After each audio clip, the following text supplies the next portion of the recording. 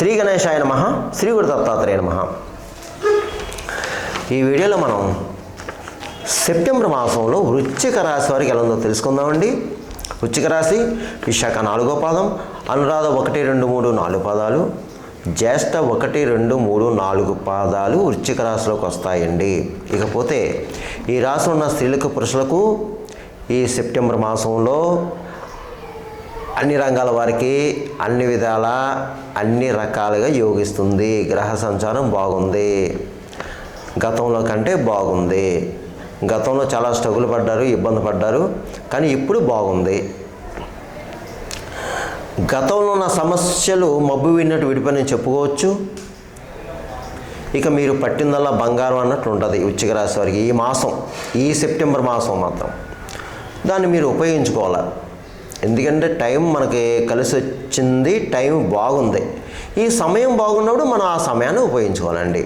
ఇందులో కొంతమంది బద్ధకస్తులు ఉన్నారు. బద్ధకస్తులు కూడా బద్ధకాన్ని విననండి. మీరు ప్రయత్నం చేస్తే ఈ మాసం మీరు సక్సెస్ అవుతుందండి.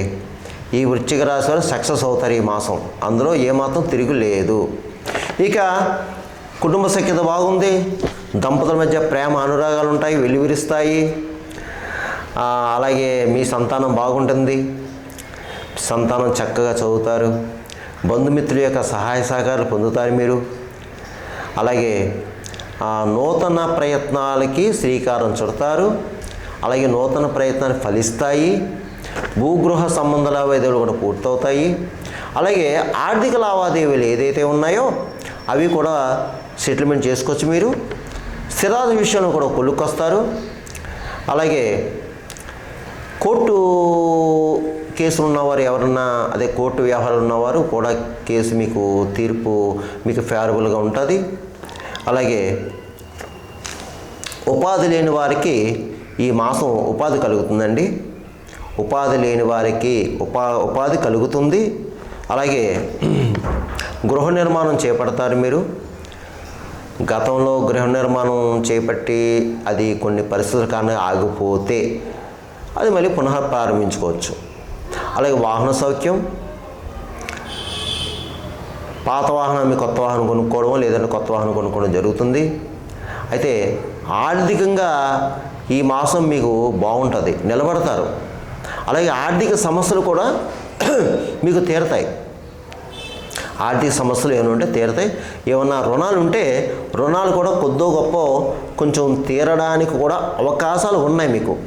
అంటే ధనరాబడి బాగుంటుంది మీకు. రుణాలు ఉన్నవాళ్ళు తీరుస్తారు.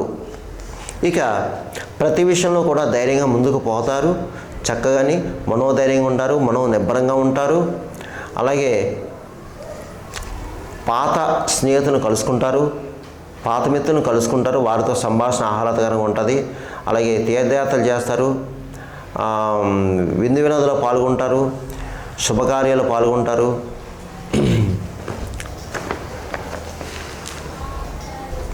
అలాగే కార్యజయం, శత్రుజయం, వ్యవహార జయము. అలాగే ఇతర దేశ యోగం, అంటే విదేశాలకు వెళ్ళేవారు చదువు రీత్యా ఉద్యోగ రీత్యా విదేశాలు వెళ్ళేవారికి బాగుంది. అలాగే విదేశాల్లో ఉన్నవారికి బాగుంది. ఎందుకంటే విదేశాల్లో కొంతమందికి జాబులు లేవు, పోయినాయి. అయితే ఇప్పుడు మీరు ప్రయత్నం చేసుకోండి, తప్పకుండా జాబ్ వస్తుంది. ఇక రియల్ ఎస్టేట్ రంగంలో ఉన్న వారికి బాగుంది, స్పెక్యులేషన్ లాభిస్తుంది.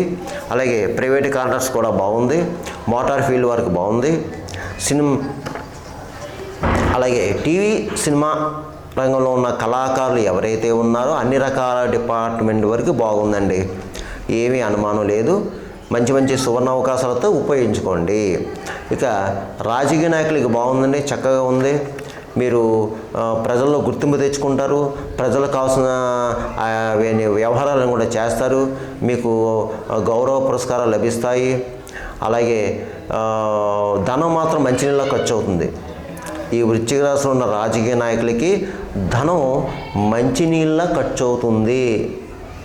అలాగే శత్రువులు ఉంటారు, తెలియని శత్రువులు ఉంటారు, జాగ్రత్త. మీ మీద నరం ఎక్కువ ఉంటుంది. అంటే మీరు మంచి మంచి కార్యక్రమాలు మంచి కార్యాలు చేస్తారు కదా, అందువల్ల ఏంటంటే హర్షించలేరు ఇతరులు, అది మాత్రం జాగ్రత్త. ఇకపోతే అన్ని రకాల వ్యాపారస్తులకు బాగుంది.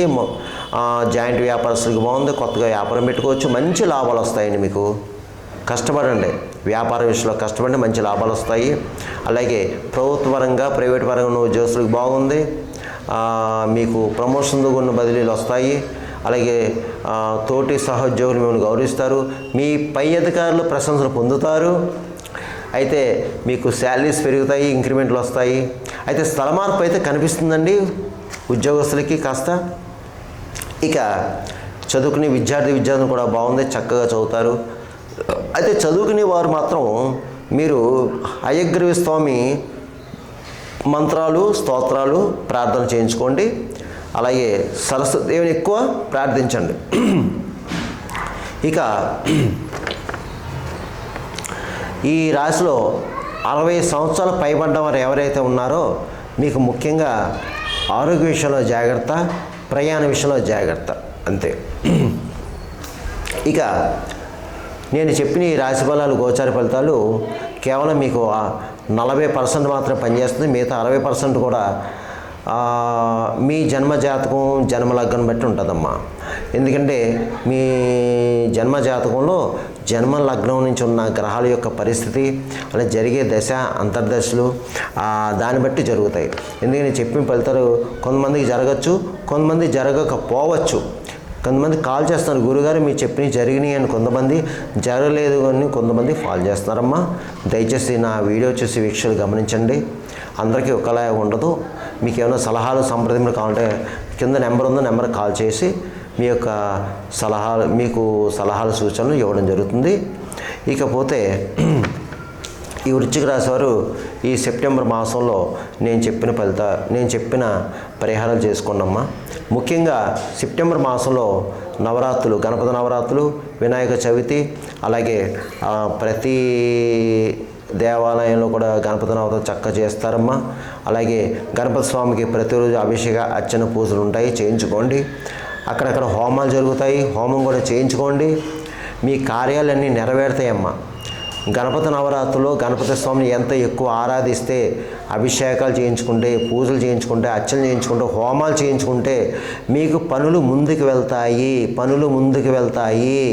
మీకు ఎవరికి ఏం కావాలంటే వృత్తిపరంగా, ఇంట్లో పరంగా, ఉద్యోగపరంగా ఏదైనా సరే ఆటంకాలు తొలగుతాయమ్మా.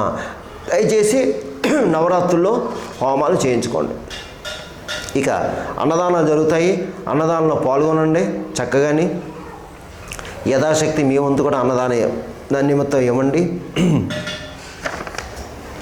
ఇకపోతే మీరు ఈ మాసంలో ఒకసారి సత్యనారాయణ స్వామి వ్రతం చేయించుకొని ఇంట్లో కానీ దేవాలయంలో కానీ, అలాగే వీలైతే పుణ్యక్షేత్ర దర్శనం చేసుకోండి. అలాగే ఒకసారి శని భగవానికి తైలాభిషేకం చేయించుకోండి. మీ దగ్గర దేవాలయంలో శివాలయాలు ఉంటాయి, వెళ్ళి శని భగవానికి తైలాభిషేకం చేయించుకోండి ఒక శనివారం. మోగజీవులకు ఆహారం పెట్టండి, గోవుకి గడ్డి పెట్టండి, కుక్కలకి బిస్కెట్లు బ్రెడ్ పెట్టండి, పావురాలకి జొన్న వేయండి, పిచ్చుకలు ధాన్యం వేయండి. అలాగే కాకులకి తీపన్నం పెట్టండి. భిక్షగాలు తారసపెడితే వారికి ఒక అరటిపండో బ్రెడ్డో ఏది ఇచ్చి కాస్త ఎంతో కొంత ధనాన్ని చేతిలో పెట్టండి. మీరు ప్రతిరోజు కూడా మీరు సుబ్రహ్మణ్య స్వామి కరావలంబ స్తోత్రం చదువుకోండి, సుబ్రహ్మణ్య స్వామి మంత్రాలు చదువుకోండి. ఏమీ రాలేదంటే ఓం సాం శరవణ భవాయ నమ మంత్రం చదువుకోండి ఎక్కువ. అలాగే మంగళవారం సుబ్రహ్మణ్య స్వామికి అభిషేకాలు చేయించుకోండి. ఆంజనేయ స్వామి యొక్క దండకం, హనుమాన్ చాలీసా చదువుకోండి. ఎక్కువ భగవన్నామ స్మరణం చేసుకోండి. కాబట్టి నేను చెప్పిన పరిహారాలు చేసుకుంటే వృశ్చిక రాశి వారికి బాగుంది, అందరికీ మంచి జరుగుతుంది, మేలు జరుగుతుంది. సర్వేజన సుఖినో భవంతు, శుభం భవతు, స్వస్తి.